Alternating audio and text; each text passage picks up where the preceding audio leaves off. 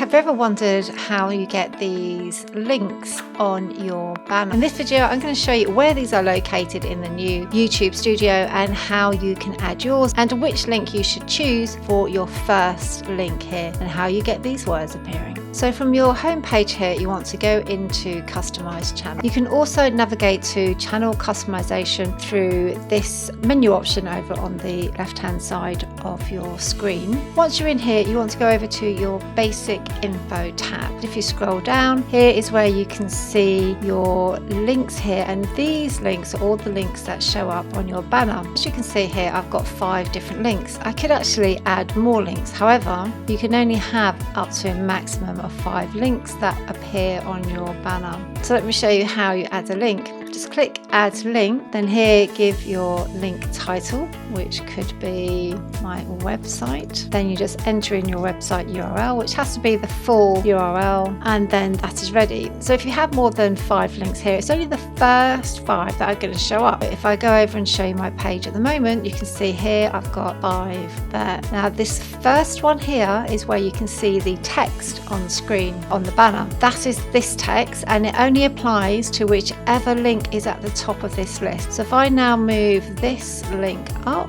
to the top and hit publish, now when I click over to my channel, I'll just refresh the page. Now you can see it's gone to my website. So I'm going to put this link back up to the top and move this link to the bottom, so this one does not show. Think carefully about which link you want to have here, where you have the opportunity to have some text for people to read as well.